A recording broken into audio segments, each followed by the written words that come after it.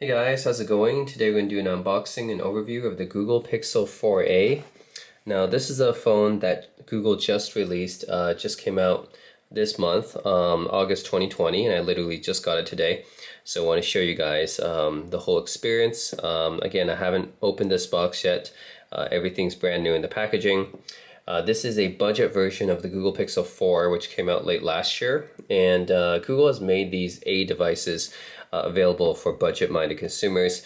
And I think they're amazing values. A lot of reviewers online have said great things about the Pixel 3a before this and now the Pixel 4a because they're just such fantastic values, okay? So Google sells this for $350 brand new, which is an amazing price because it undercuts the iPhone SE, the new one, by $50 and also has better specs as well.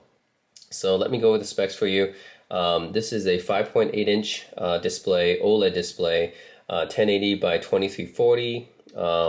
Runs Android 10, has a Qualcomm Snapdragon 730G, Adreno 618. So this isn't it isn't the top of the line Snapdragon, but it's gonna get most of your work done still. So I think this is really the only major difference between this and the Google Pixel 4, right? The regular one. So I think most people won't notice that difference, and you save a lot of money by getting this one.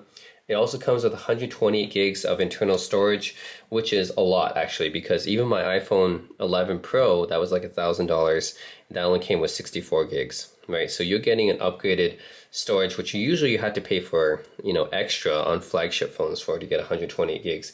This one comes with 128 gigs straight out of the box, and it's only 350 bucks. So that's amazing.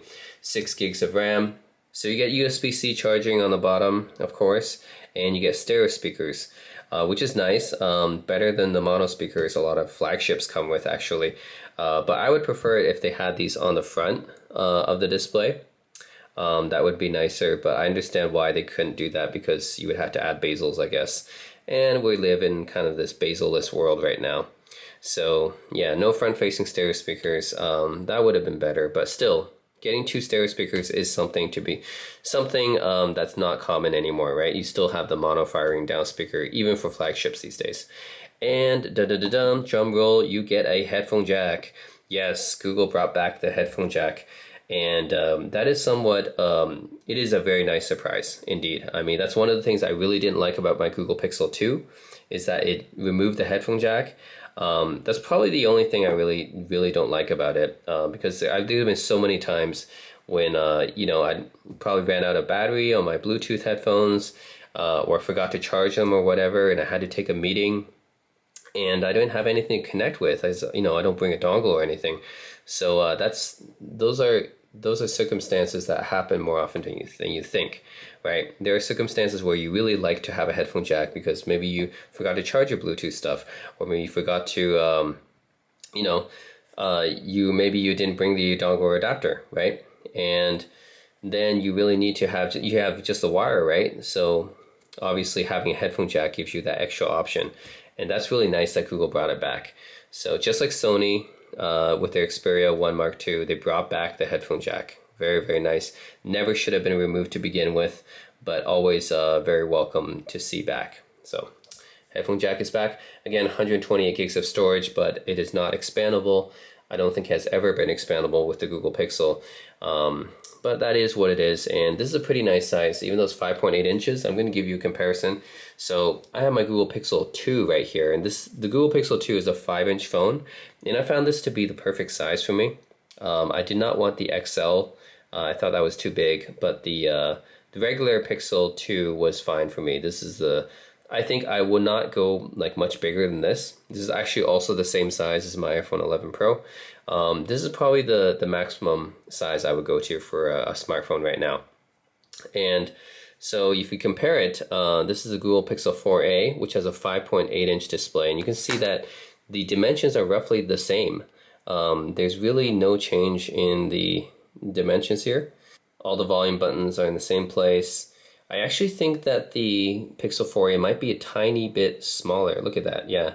It's like a smidge smaller, yeah. It looks like the Pixel 2, even though the Pixel 2 has a much smaller display, 5 inches, Pixel 4a has 5.8 inches, it's actually a little bit smaller, which is really nice actually, because I like small phones. Yeah, and then you get the SIM card slots actually in different areas. You have it right here on the Pixel 4a, and you have it here on the Pixel 2. So that's kind of interesting. And yeah, they both charge with USB-C. I think the Pixel 2 also has stereo speakers, but they're front-facing stereo speakers because they have a bezel here. Whereas the Pixel 4a, because it's bezel-less, has to put the stereo speakers down there.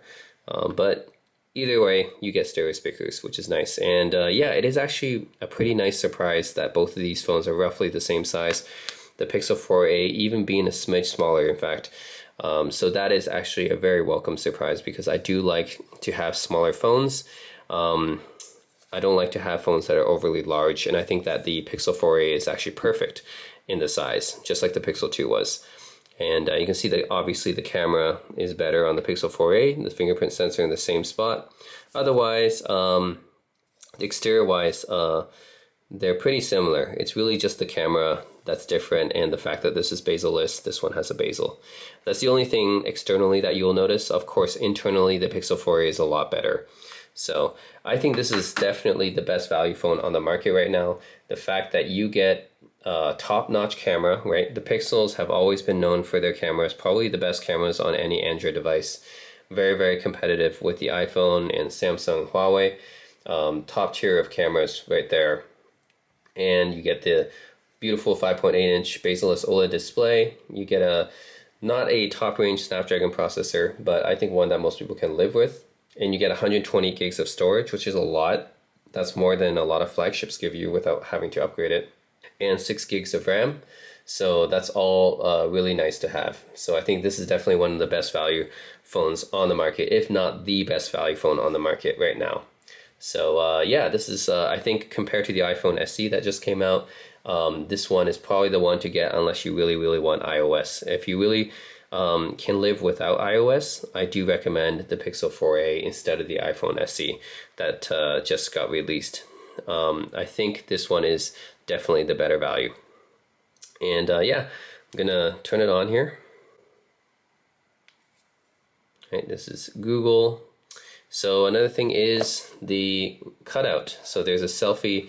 The selfie camera is a cutout camera. Of course, on the Pixel 2, it is on the bezel, right? Okay, while we're waiting for that to get set up, let's look at what else is in the box. So it comes with standard USB-C cable right here, and you get an adapter. This is a USB-A to USB-C adapter, so this is pretty good because I know a lot of people still have the legacy ports, right? The USB-A ports. So you get that adapter as well as the USB-C to USB-C cable. And of course you get Google's little white charger here. Again, very reminiscent of the iPhone chargers, right? Everything's in white, and the cables as well. And then this is the only piece of documentation that you get here. So you get some basic warranty stuff. You get a SIM card removal tool, of course, and then you get a quick start guide right here. So pretty standard stuff. Not too much going on here. Yeah, SIM card removal tool, warranty, and quick start guide. And that's it. That's all that's in the box. Alright, so I got everything set up, and of course the fingerprint sensor works really well. I've actually never had an issue with Pixel's fingerprint sensors before, and this is the third Pixel phone I've owned. I owned the original Pixel when it came out back in 2016, and also the Pixel 2, of course. So again, this is Android 10, so if you've used Android 10 before, then this should all be very, very familiar because, you know, Pixels are very, very stock Android. They are basically stock Android, so you wouldn't see any kind of UI interface or layer on this whatsoever. This is pure Android because it's a Pixel phone. And of course I can use Project Fi with it. That's one of the main reasons I keep going back to Pixel phones, is because I use Project Fi, which means I can use the same data plane anywhere. I don't need to use an extra SIM card or anything like that. So it's really useful for traveling. Yeah, this is very, very similar to the iPhone interface actually, because of the bezel-less design. So yeah, you got to keep in mind, like, I've been using the Pixel 2 for a very long time, right? And the Pixel 2 have always had the traditional Android home button that you press to go back, and the Pixel 4 does not have that. Instead, like say you open an app right here, you have to swipe up from the bottom just like you would on an iPhone 10 or iPhone 11. And that's something that I've gotten used to with the iPhone 11 Pro. But if you're coming from an older Pixel device or an older Android phone that's not bezel-less, then you'll have to get used to this little motion right here of swiping up from the bottom to go to the home screen instead of pressing a dedicated home button or a menu button for that matter, right? And there used to be an Android menu button instead, and now you have to go from the bottom, right, to get that menu. So yeah, you just had to get yourself familiar with those gestures. But other than that, this is pretty standard Android 10. So anyone who's used Android 10 devices or used an iPhone 10 or 11 can get used to this pretty fast. So yeah, that's pretty much it. I don't really need to show you anything on Android 10 because you pretty much used it already. I will note that this on the back here, there's something else I forgot to mention, which is that the Google Pixel 2 has this top part right here, which is kind of glossy. Yeah, it's just kind of this glossy finish, and it's a different material than the rest of the phone right here. The rest of the phone back is different than this part here, as you can see, right? Whereas the Pixel 4a, it's pretty uniform, and honestly it feels like a lot like the back of the iPhone 11, and it feels like very, very matte feeling, right? This feels very smooth. This feels like it's not totally smooth, just like a matte feeling, right? So I don't really know how to describe it in words. It feels different. That's all I can say. It doesn't feel better or worse, just different, and doesn't have that top part there. And yeah, that's pretty much it. I'm actually going to be doing a photo comparison between this and the iPhone 11 Pro, right? Obviously the camera is better than the Google Pixel 2, so you don't need to see the comparison there. But I'm going to compare it to the iPhone 11 Pro because that's pretty much if the top end cameras are going to be competing with that, right? So I'm going to show you guys selfie camera and the back camera, both using pictures and video, and comparing the Pixel 4a to the iPhone 11 Pro, so you guys can see what the cameras are like, right? Because to me, my camera is probably one of the most important things when I'm buying a phone. I know it is for a lot of people too. So I'm doing that comparison, and that's pretty much it. That's the Google Pixel 4a. Once again, thanks for watching, and stick around for the comparison. Right, one other thing I forgot to mention about this phone is that it doesn't have an official water resistance rating. It doesn't have an IP rating, which to me is kind of odd and strange because my Google Pixel 2 had it, right? My Pixel 2 had an IP67 rating, and this phone is supposed to be newer and better than the Pixel 2, so why doesn't it have something as basic as water resistance, right? To me, that should be a basic feature of phones these days, right? I know it's only $350, but still, like, to me, that's not a hard feature to implement. So it looks like you have to move up to the Google Pixel 4, the higher version, just to get water resistance. So that's kind of strange to me. I guess they couldn't put everything on this phone, but it really would be nice to have a IP rating on this phone. So if you're going, if you use this, you're near the beach a lot, or if you live near a very rainy city like I do, like Vancouver or Seattle, then it might be a deal breaker, honestly, to not have the IP water resistance, because I know that's a feature that a lot of people like me, we really look for in phones, because a lot of the like Sony Xperia, Samsung Galaxy, the flagship Google Pixels, iPhones, they all have water resistance. It's just something that's pretty basic to me, so I don't understand why the Google Pixel does not have it. So that's kind of a shame. I think that's the only thing about this phone that I would consider might be a deal breaker for some people. You're near a pool or something like that, or even just using this in the kitchen. All these things you have to take into account, right? Just something as basic as water resistance. I know they added the headphone jack, but that's not an excuse, right? There's lots of phones that have headphone jacks and also have water resistance on them. So yeah, I don't know. Maybe that's one of the things Google wants you to pay extra money for, to upgrade to the Google Pixel 4 and not the 4a. So I don't know. That's just my theory. I think that's a big deal for me, at least.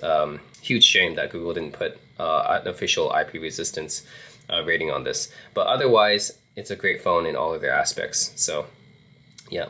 Anyways, yes, let's get on to the photos comparison.